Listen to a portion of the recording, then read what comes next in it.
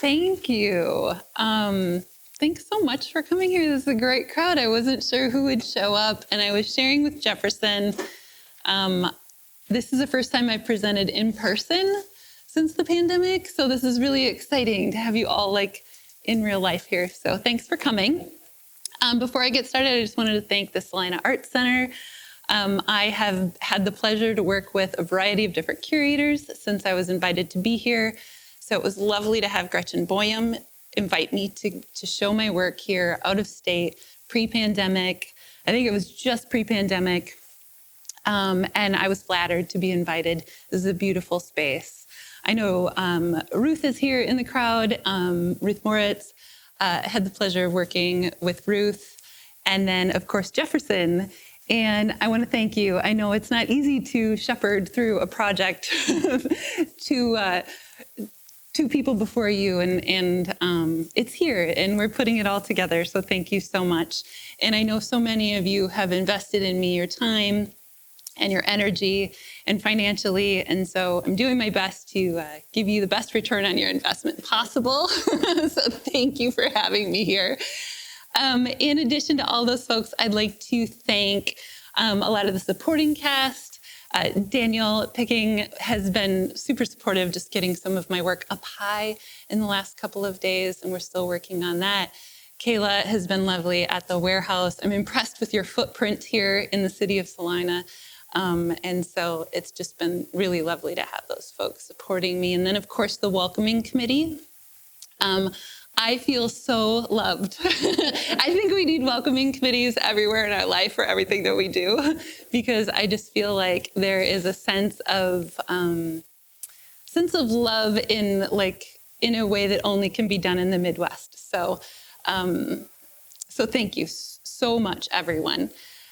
This presentation that I've put together, I present my work a lot, but this morning I switched things up. For a couple of reasons. I wanted to keep things fresh for me. But I also think that the way I think about my work has changed with the pandemic, and in a way where I used to compartmentalize kind of my day job and my studio practice. And I think all of us with the pandemic, everything kind of just blends together. And so I'm presenting this more as a cohesive way of life in the last 18 months, certainly. But what I'm going to do is walk you through kind of a story of how I have been thinking about my work conceptually through the past 5 to 6 years, and how I arrived at what you're going to see here, and a few things that don't exist yet on that blue wall behind you. So I'm really excited about installing that piece. So, and I've also pulled this together in a fashion where I'm not really sure what's happening on the next slide, so it's going to be exciting. So, first, because it really informs my work, I'm a park director. So I'm an artist who runs a regional park in Minneapolis, just north of Minneapolis in the first-tier suburbs. It's called Silverwood Park. I've been there for 12 years, and we are a part of a very, very large park district. So we're not state parks, we're not county parks, we're kind of somewhere in between. We're a special park district, we have an elected board, we are subsidized. I'm one of 27 different parks, and the park I am at is called Silverwood Park. I started there as a supervisor of their art department, and now I run the entire park. So it's a little bit strange to have a fine artist running a regional park, but it's not if you think about the space as a center for the arts and environment. So everything we do there is using art making, creative experiences to engage people with the outdoors. So if you think about that, and then you think about some of the work I'm about to show you, you can understand how those two things, there's a very blurry line between my day job, my work, and my artwork. So at Silverwood, we have a sculpture trail. So if you're ever in town, let me know. I'd love to show you around. We have 16 different pieces on the trail. I work with about 40 different people on my team, and I love to support local artists. So we show primarily Minnesotan and Midwestern artists. All of their work points towards nature and connecting people with the outdoors. These are just a few examples. I think it's important to, we don't behave as a sculpture park in a sense that you might be familiar with. We have sculpture peppered throughout the park, kind of like breadcrumbs leading people through spaces. This is a piece by Asia Ward. It's called Wetland Grasses. It glows at night. You can kind of see those forms being mimicked there. This is a piece by Sarah Hansen. It's a kaleidoscope, so you're looking through the piece and seeing the outdoors reflected. We also have a poetry trail there. I work with local poets to install pieces on the trail so you can listen on your phone to works of poetry and small flash fiction while you're outdoors, which is an unusual place to perhaps be listening to poetry. This year's installation is through a group called the Minnesota Prison Writers Workshop. So the authors on the trail this year are incarcerated, which is a really interesting and powerful concept to think about people who aren't able to be in the outdoors writing about the outdoors. We install new works every year. We have a gallery space indoors. It's fantastic for installation. We have an outdoor amphitheater, so I get to work with musicians and just finding, that's just one way to get people outside through the arts. And then, of course, we have an education department, which is where my heart is and informs a lot of the work that I do that's interactive. And we also have a rental facility, which I'm sure some people are perhaps familiar with, the beautiful wedding industry that can support the arts. I just wanted to tell you that this is kind of like what I've been doing for the last 12 years. And so I'm always thinking about ways people engage with the outdoors. And in my own practice, how we do that and how technology influences the way we engage with the outdoors, how it shapes our expectations of the environment and the landscape, and how you really never have to leave your home to go anywhere in the world these days. And I think with the pandemic, we've all realized how dependent we've become on the internet and online experiences for communication and for work. And then the desperate desire to travel. And that's one reason why I'm so excited to be here. I haven't been out in the state of Minnesota for so long. It feels so good. As Jefferson mentioned, I'm from a small town in eastern Iowa. I grew up south of a town called Dubuque, Iowa, and it's about the same size as Salina, so this place feels very much like home, and I'm enjoying myself greatly. This is me in my studio. So I have a very busy studio practice. I work a lot with these large-scale wallpaper murals that I'll tell you more about. And as I mentioned, always thinking about being outdoors. And I think growing up in a rural setting gave me a very strong sense of the landscape. So about, I'd say 6 or 7 years ago, I started researching kind of early origins of the internet and email and computers. These are some very funny posters I found at the Computer History Museum in California online. And just kind of these like very early messages about computers and the internet. And they seem very lively to me. Obviously, all of your dreams are going to come true on the left, and on the right, email being introduced as kind of this crazy active thing. And a lot of them are just very, very funny. These, on the other hand, though, and I hope you can understand what's happening in the left, these giant computers, computing systems being outside in these really beautiful settings, the woman lounging on the left, kind of in the right side of the image, and then this gentleman who's so thrilled to be taking his work home with him on a mobile computer. And his tie is flapping and he's smiling. And I know a few people who had systems like that. They said it was not very easy to move with them. They were actually quite heavy. But just this idea of the future and computers and how they were going to make our lives easier and perhaps give us more leisure time. But in contrast to that, this is the work of Evan Baden. He's a photographer that I know quite well. And he did this series in, I think, 2006 that focused on the isolation that computers and devices that he was seeing. Instead of these, these sorts of images here, being alone and alone to communicate and connect with others. Being from the Midwest, like I said, I'm very interested in landscapes. I am a beauty chaser. I love beautiful things and overlooks. And if you want to hear more about my travels here in Kansas, just over the last couple of days, you'll understand. I'm finding the highest peaks you have and some of the most beautiful places.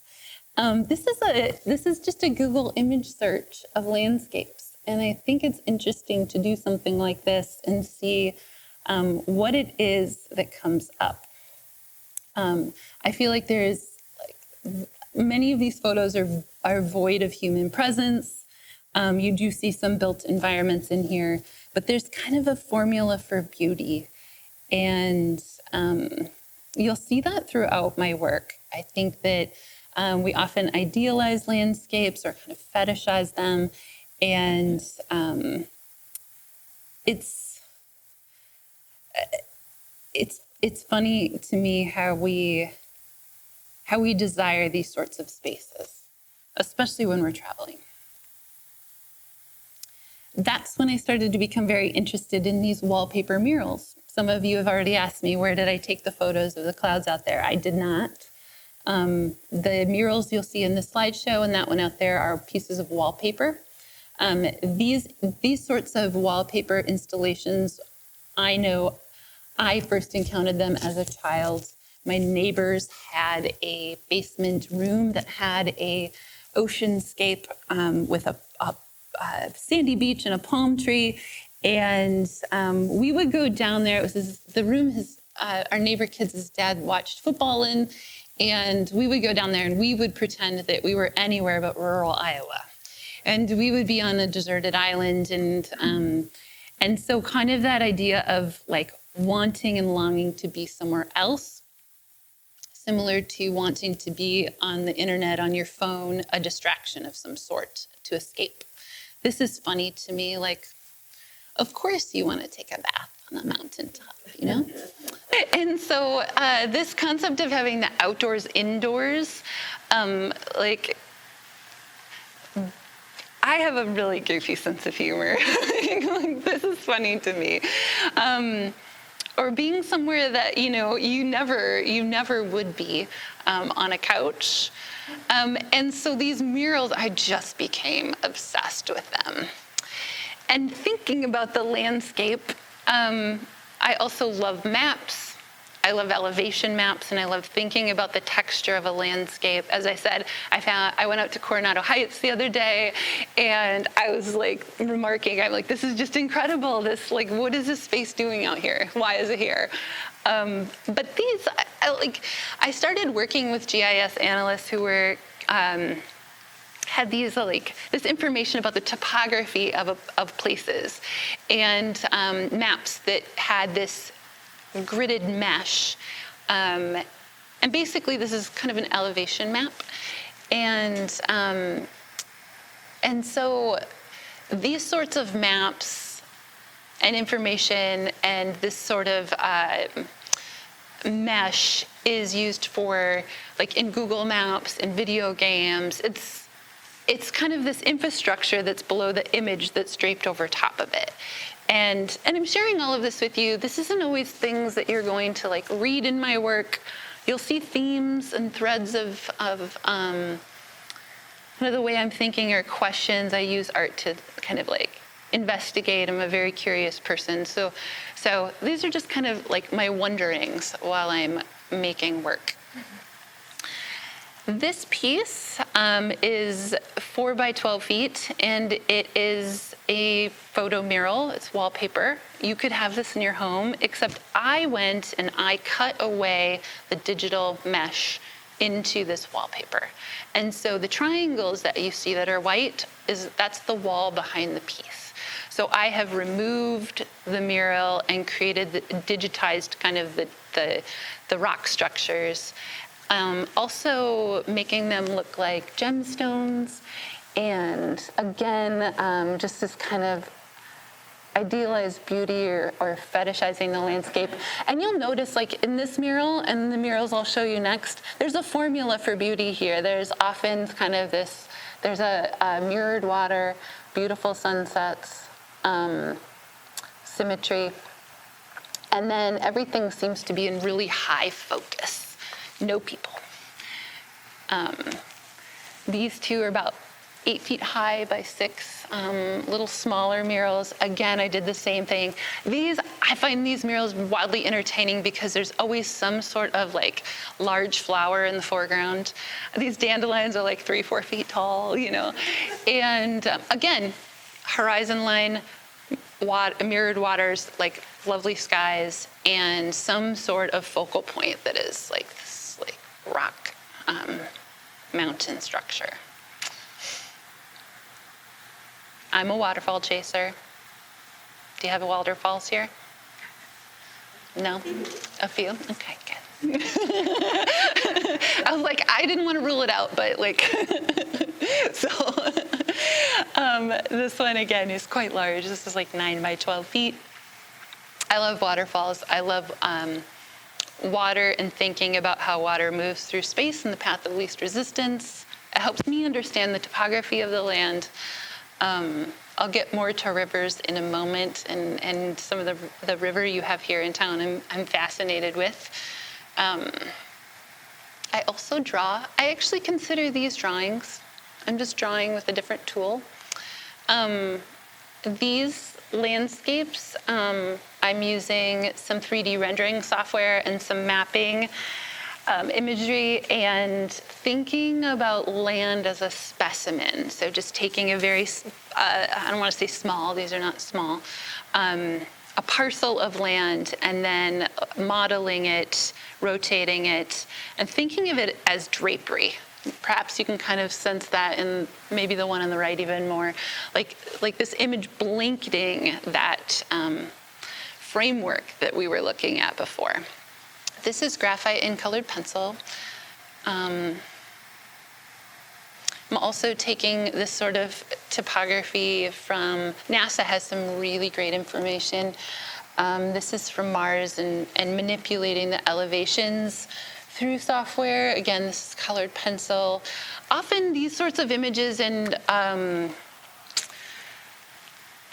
information or scans of land are in strips. So you'll see kind of like satellites are moving across the landscape and collecting all of this and stitching it together. That's why these are often in like these pieces. This is a little smaller. I do work small sometimes. Again, colored pencil. But I like the idea of having like this specimen of land and studying it from afar. Everything is often from a distance in my work, and like a safe and comfortable distance. Just like when we're on our phones, you're really not there, and there's a lot of safety in that, I think.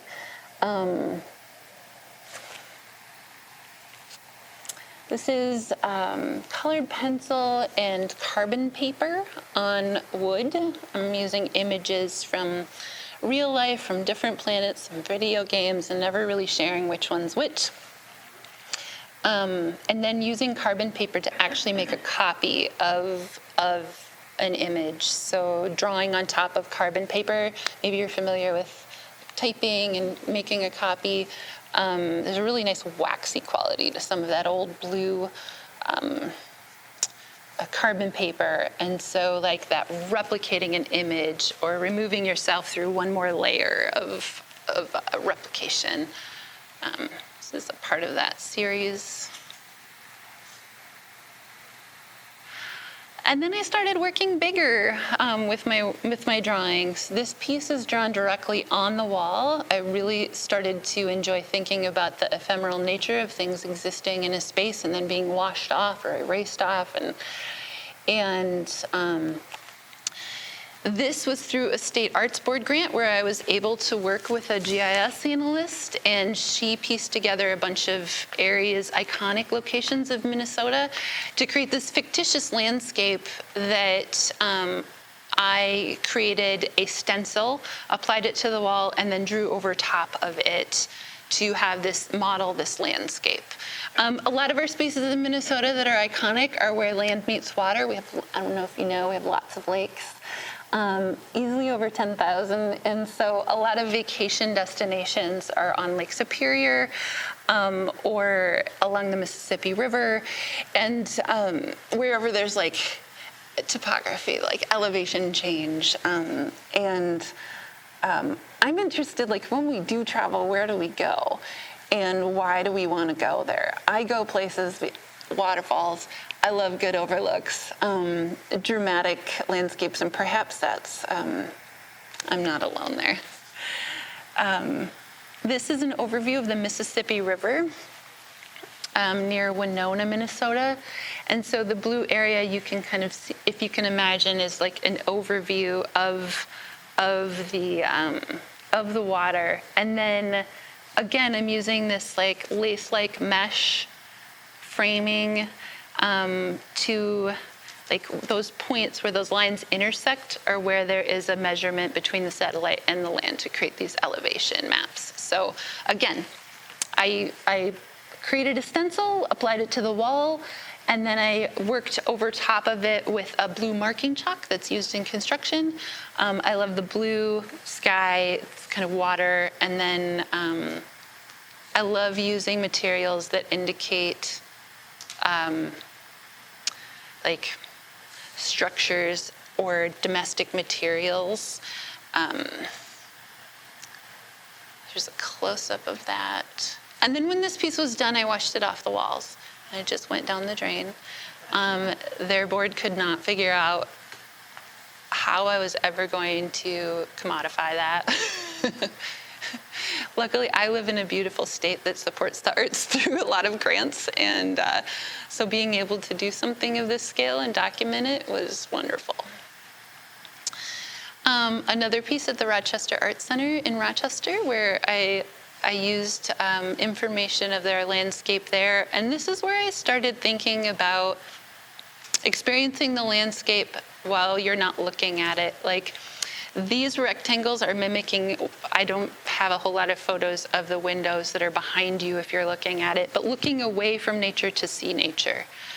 And this is where I just went overboard with the murals. It was like a reel of murals that kind of went around the entire gallery, and it was like nature's greatest hits.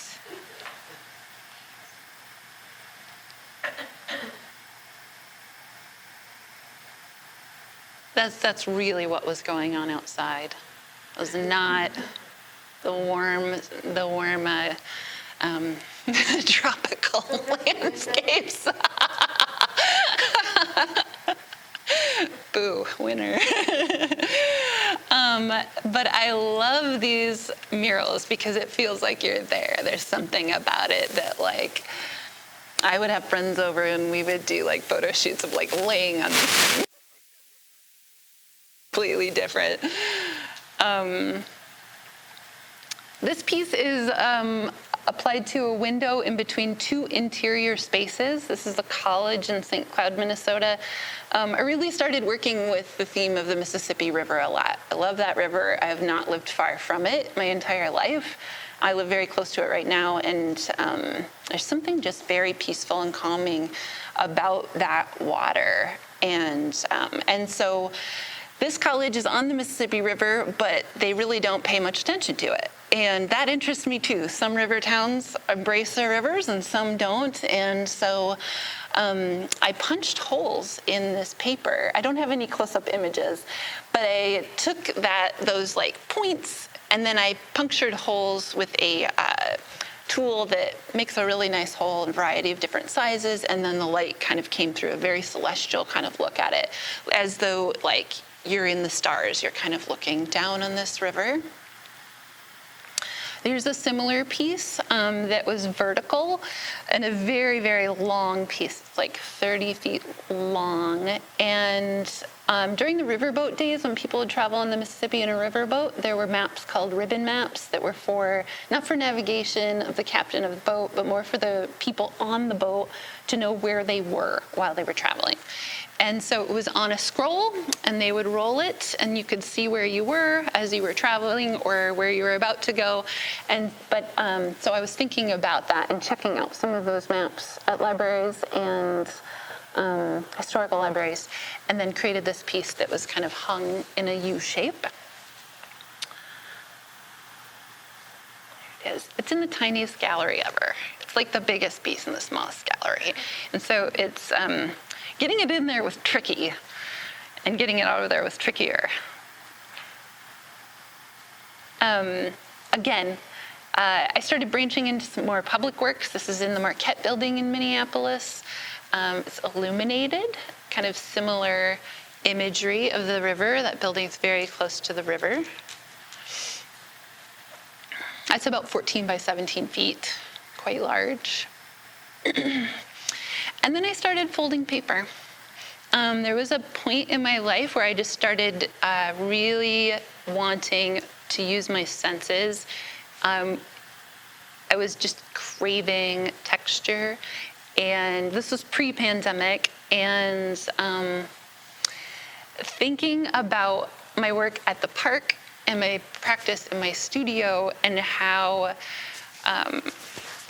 if you are not using your senses to experience a place or anything, how that affects the empathy you have for that person, that place, or that concept. And so during the day, at work, I'm thinking a lot about how do I connect to people with the outdoors. I want people to care about the environment.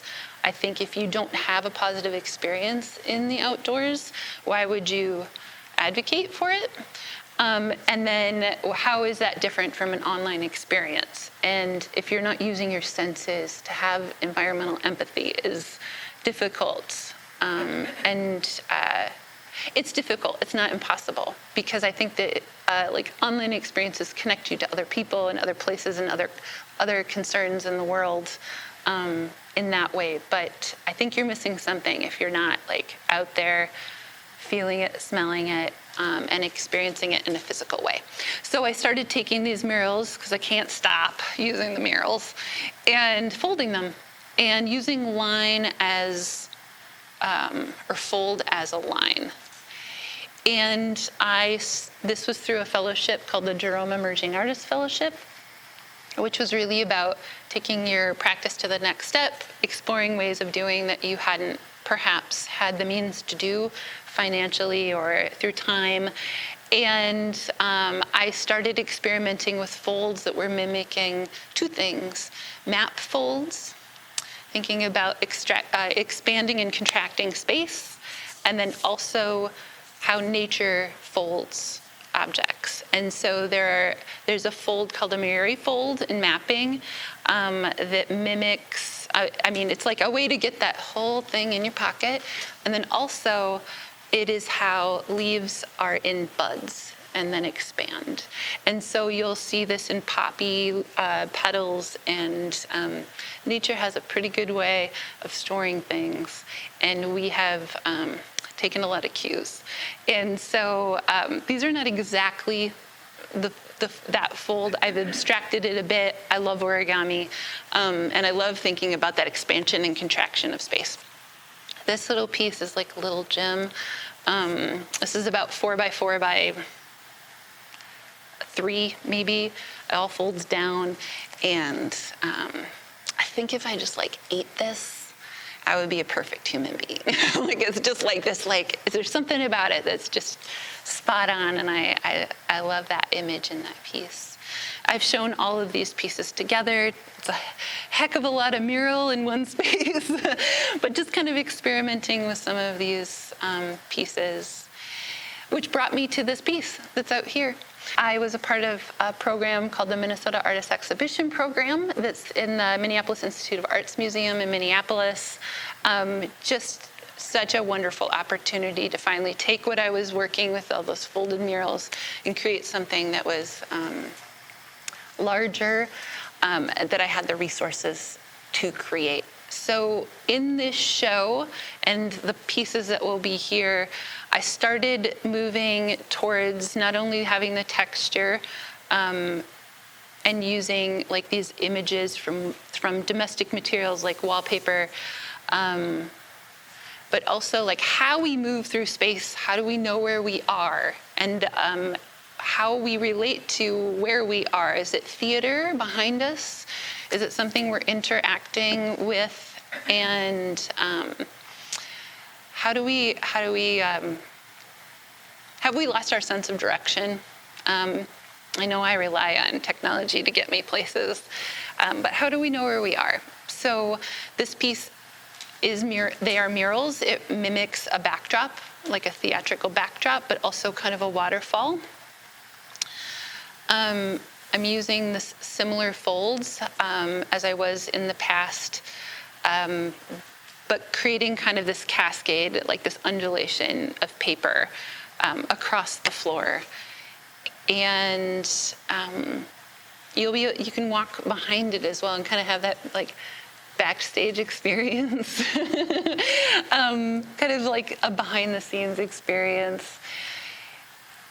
In addition to that piece, I will have this one here. It will look a little bit different, but this is called Headwaters. It is the origin of the Mississippi River, and it is one of these iconic places in Minnesota that every Minnesotan and outsider, but like, it's kind of this pilgrimage that you have to take at some point in your life. Where you're like, I would like talk to people, I'm like, oh, this is Headwaters of the Mississippi, Lake Itasca. And people were either like, oh, I go there, or I haven't been there, but I gotta get there, you know? And so what is it that drives us to go to this like origin point, you know, of this amazing river? And what do we do when we get there? And so enveloping yourself in kind of that fabric or the curtain of theater and experiencing it in 360 degrees. I took this with like a 360 degree camera that's used in like, I mean, you know, you've seen it, used in like reality to see spaces virtually. I also had a piece on a wall there that was using kind of the same sort of information, that point and mesh information, but of a part of the forest at the park that I work. And so, again, I created a stencil that was applied to the wall that was like a vinyl sticker, and then drew over top of it and pulled the sticker away. So it's kind of a one-shot deal. You kind of can't mess that up, which... I don't know why I do this to myself. Like, it's like I either hate myself or like, but man, it worked. And then we washed it all off when we were done. So that is, I took that show down about 14 days before the pandemic struck, like where everything shut down. So I managed to like get that work out, and everybody at the museum was like, "You heard about this thing called the coronavirus? Like, we think we might shut down. Like, how are we going to do this?" And I end on this quote, at least for that chapter. I'm going to move into like pandemic chapter. But I love this quote about rivers. What makes a river so restful to people is that it doesn't have any doubt. It is sure to get where it is going, and it doesn't want to go anywhere else. And it just resonated with me. This is from a project I'm about to introduce to you, but there is something so calming to me about moving water, and that it seems so certain. And in a time where there is little certainty, I found as a park director and someone who's interested in people connecting to nature, that people flocked to the outdoors for a lot of reasons, for health and wellness, to move their bodies, get out of the house. But I think there was something deeper than that that was about a certainty. Nature doesn't change very quickly, and if it does, we know it's going to happen, with seasons. I suppose if we look on a bigger picture, there's changes happening I think we should all be aware of. But there's something really grounding to being outdoors during an uncertain time. And so at the park, I started thinking about how do we bring people together in the outdoors without having them be too close. Because people wanted to socialize, they wanted to be outside, they wanted to be together. And so I put on a floated movie theater. And we screened The Goonies, and it was a great pirate adventure. And this was early on in the evening. At about 700 people show up, which was breaking a few state rules of how many people we could gather. But people wanted to be outside. And I started to notice in the park how people were gathering. They were walking furiously on the trails, they were hammocking and picnicking, and they were paddling. And so so we did this event. There's another overview, and it was amazing how we hadn't felt that way. Like it was kind of felt like the 4th of July, when you get together. I also started thinking about spaces that were unused in the park, like our overflow parking lot for events, and commissioned an artist out of Chicago named Larson Husby, whose work relates to maps and labyrinths, and I had him design a labyrinth that then we mowed into our overflow parking lot. I did personally because I felt like it was a drawing. I was like, I'm going to draw this thing. Plus, when you're pushing a lawnmower and you have ear protection on, no one bothers you. And as the boss, that felt really good.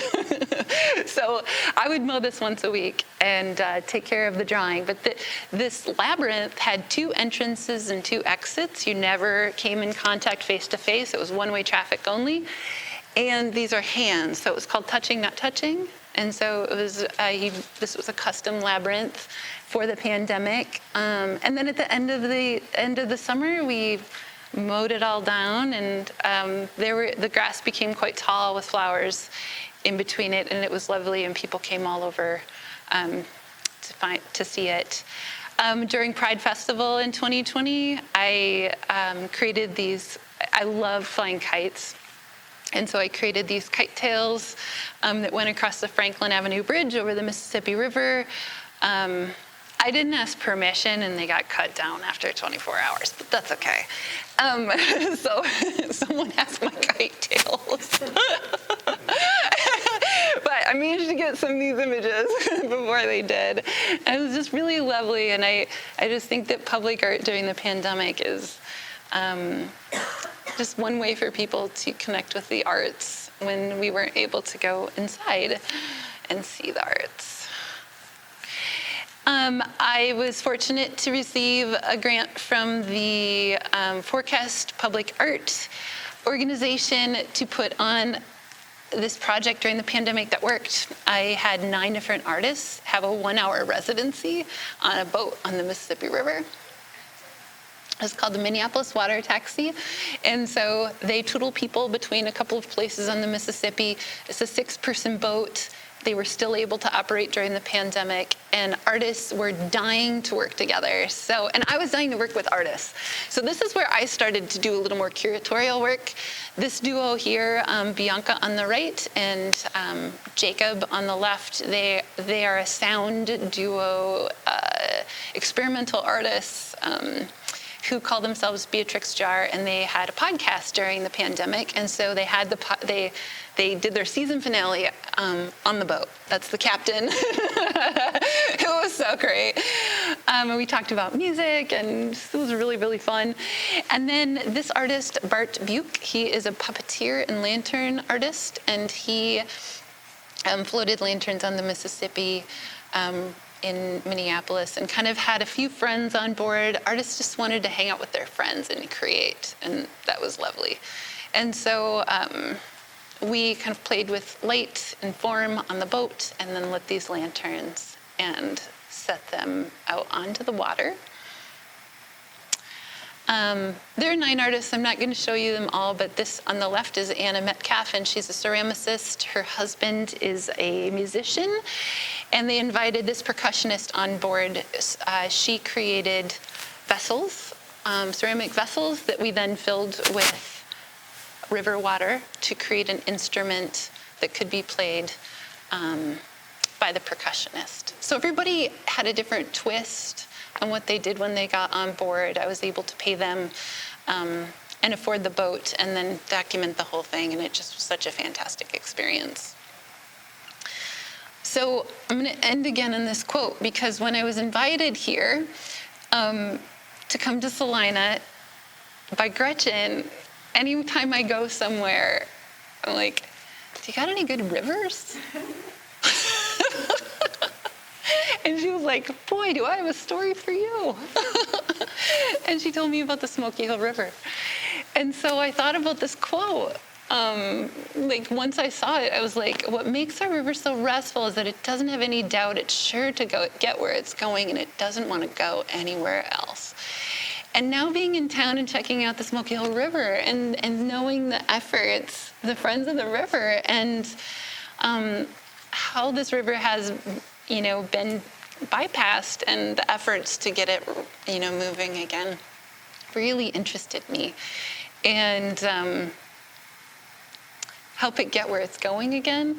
And so I'm not going to pretend to be any expert on the Smoky Hill River, but that is one of my focuses here while I'm staying. And I've been biking around, and the piece on the blue wall will be a site-specific piece that will not accurately represent the river, but perhaps you'll recognize it in some ways. I'll be using a pattern, a quilt block pattern.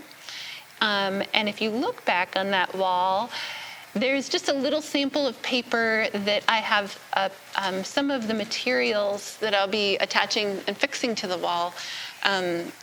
And that pattern will repeat itself. It'll be a quilt pattern that moves in the form of the river on the wall. And that is velvet, so it has a really tactile experience if you touch it, which I'm fine when you all come back and see it, if you touch the wall. And it just kind of harkens back to that idea of like using your senses in a space to promote empathy and connection.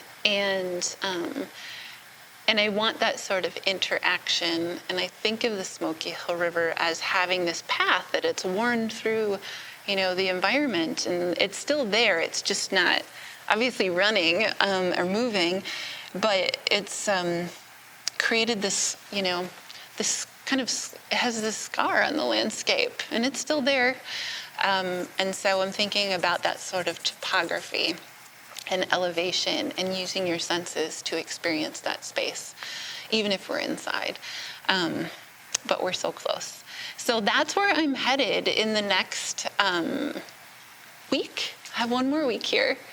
And so I'll be in here working furiously on that to get that done. And the other fabric piece in the other room, and then the other artists will join me. And I won't be here for the 5th for that opening that's here. But I am happy to take questions now for the rest of the time. I don't even know how much time I've taken. I hope I'm not keeping anyone. Or if you ever want to contact me in the future, please do. Or if you're in Minneapolis, find me. I'd love to show you around. And treat you as nicely as I have been treated here. So thank you. Yeah. I'm interested, I know you grew up in Iowa, and a lot of your images are from mountains. Mm-hmm. And I know a lot of Kansas people always go to Colorado. Yeah. Do you think it's because we don't have that in our space, so that then it becomes more mysterious than if you actually grown up in Colorado? I agree. I think it's the other, or just, I also had a really strong sense of being in flyover country, I'm always wanting to be somewhere else, and now I love going and visiting. I think that's something that happens when you're a little younger, but sure, of course, it's just super seductive and different. And even when you do go visit those places, I have some family in Denver, and, I know people who rarely go into the mountains. And yeah, I think as a tourist, it's fun to go other places. I play tourist in my own town, though. I'm a super curious person, but I'm definitely looking for the waterfalls all the time. Yeah, for sure. Yes. So I have two questions. One is, I'm kind of a process geek. I was wondering how that piece is manufactured. Is it vinyl, is it paper, is it printed, Yeah. I purchased that online. It is wallpaper. And so it is it has a long fiber in there. And so it's pretty durable. It comes in pieces. And if you, after the talk, walk behind it, you can see where the seams are. I want people to see where the seams are. And it comes with a package of paste. So you could put it on your wall. And then, so it's many of these murals, and they repeat. And so I probably have in that one about 4 or 5 of the murals. And then I fold them all and connect them all, and it is kind of just, it could just go flat. Yeah. Another question. When you went up to Coronado Heights and Yes. looked out, Yeah. staying to the west, what was your impression? I think I know what direction was west when I was up there. What was the last part of your question? What did you experience? What did I think? Okay. Well, first, No, not what you thought. okay. What did I feel? Okay.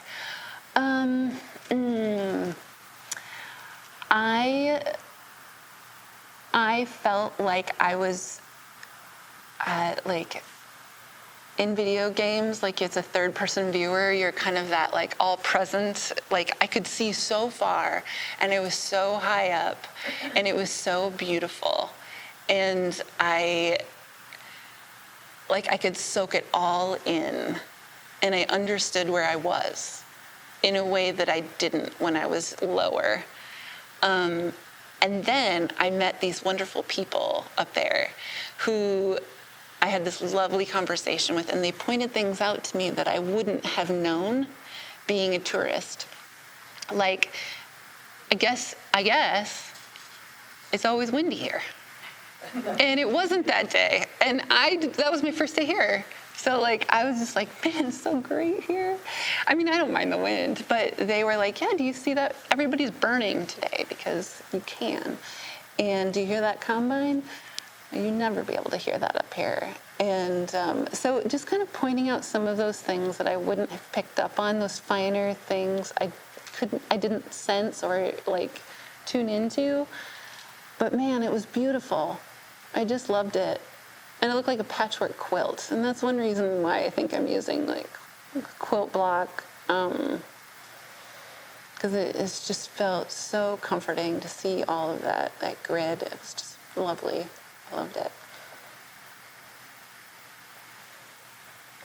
I have one question. Yeah. I'm curious about your park. Do you find that people come to your park to experience art? Or people experience nature trip into art? Or what That's such a great question. So the park sees approximately 450,000 people a year. About half of them come inside of our visitor center. But it's, that sounds like a lot, but it's a good steady stream of people all of the time.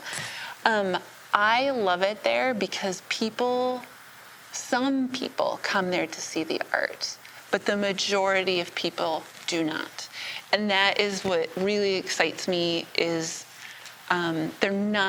many are not folks that would ever seek out a cultural experience, perhaps might not go to a sculpture garden or see a gallery, but they do when they walk to the fishing pier or while they're walking their dog or they're there having a picnic and or coming inside to use the restroom, get a cup of coffee. And so I love that. I love engaging folks.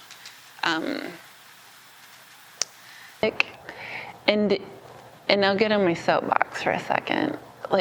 In Minnesota, we have a legacy amendment which supports, it's through a fraction of property taxes and sales tax go towards the environment and a lot of different things. And one little sliver of that goes to the arts. And it got slipped in there. And it supports so many things in our state. It is not forever. I think it will be up for renewal in 12 years, perhaps. And if that does not get renewed, it will change the landscape of the arts. And so I feel like it's very important to make sure that people feel like public art and galleries and artwork are for them. And perhaps they come and they don't think it's for them, but over time they become familiar with it. And I think just passively experiencing public art is also good. And maybe when they vote, then they will feel comfortable with that. It won't feel like it's for other people. Are your sculptures in the park, are they publicly funded, or are those temporary pieces? I didn't quite understand. That's that. okay. Yes. So sort of and not so. Like the stipend we offer to artists, I'm either writing grants for or it's through donations. I'm hoping to get that in my budget at some point, but right now that's how they are funded. But the whole place is maintained through, it's subsidized. Yeah. Part of the city's property. Well, actually, no. We have them on loan for 2 years. We don't have a collection, and so then they are funded. We offer them $10,000 for sculpture, which is barely enough to pay themselves, and make something that can weather. But and then they are welcome to take that piece elsewhere, or sometimes we just loan pieces in, and on loan. So it's a variety of different ways. But like as a large park district with a natural resources department and forestry and water quality and wildlife, like we have resources for artists to work with to create very site-specific pieces and like deepen their practice. Like I want artists to engage and learn and come out on the other end having a value to what they've created or their practice that goes beyond just a piece, So we don't own them. Some of them stay for a very long time, and some of them, I guess I consider are ours because they're part of the infrastructure. But and some of them I never want to leave because people fall in love with them and they become landmarks. But. Do you have trouble with your people on the trails damaging them, or are they Sometimes. every now and then? Every now and then. It's usually when school lets out. Spring, very, very rarely, thank goodness. And if they do get vandalized, then it's through the park that we fix them, or we have the artists work with us, or we clean them up. But it's pretty rare, and when it is, it's pretty mild, like spray paint. But nothing too. Good signage that explains it helps them engage with it, or there are pieces that are interactive. That are pretty self-explanatory, but some people climb on things and they shouldn't, and we have signs, but no one reads signs, and then, so everybody's like, you need more signs, and nobody reads it, but it's been pretty good. Sometimes I'm surprised at the creativity of vandals, but it's been pretty good. You have a male mural, at least one in Minnesota. What do you think of ours? The Guido. You know what? I saw it. Well, I've seen it online. And then I was driving around the other day and I saw it. And I know we're going to get a good look this weekend. So I kind of didn't go scope it out too close because I just wanted to save it. But what I've seen online, I think it's incredible. To use that sort of infrastructure that's in your town. And it's so impressive, the scale. It's amazing. And I didn't see it on anything related to the art center, or I think I saw it somewhere on Colossal, or I saw it outside of that, or International Sculpture Center featured it or something. So I think it's great. I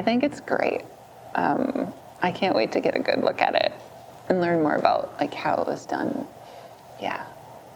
Fantastic. Any other questions?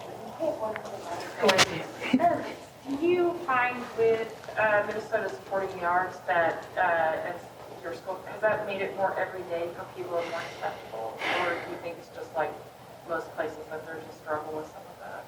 Does that make sense? Yeah, it does. I'm going to say say no. I don't think so. I think sometimes as artists, like one thing I'm trying to do is, I think when you have a granting system through the State Arts Board like we do, that it's, and then the requirements around that, like granting, I've started to see now after 10 years of this funding, we start to get the same thing over and over and over. And I, like, as an artist, I'm like, oh, let's not get too comfy in our, like, grant here, because it's a formula. And I hope, I want to fund and support, like, the boat project. I want to support people's early ideas and experimental ideas, not the ones they have that they pitch and 2 years later, like, sometimes that becomes stale, you know? So the public, I don't think so. We're a big enough city, you know, like, I don't think so. Maybe it becomes more part of their everyday, and that, I don't think that's bad. But as for artists, like, some people get, like, really addicted to that. And, like, I think we all need to be careful. It can't become, like, the primary funding for everything that you do. Or you got to keep it fresh. And some organizations are doing that with the funding and some are not. And so it would be a good experiment over time to kind of watch, but I see a formula happening.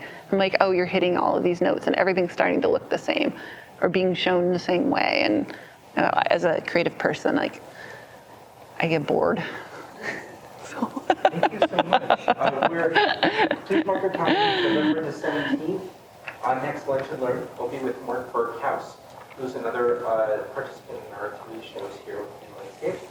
And on December the 15th, Mark Howard will be doing lunch and learn. Both of these are online through Zoom.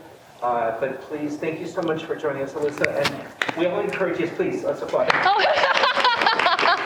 Thank you. We hope you will come back to enjoy more. The title of this work here is installation, site-specific installation, and touch and feel, which is something we don't get to do. Thank you so much, Alyssa, for your time, and thank you all for coming. Thanks. Thank you so much for coming.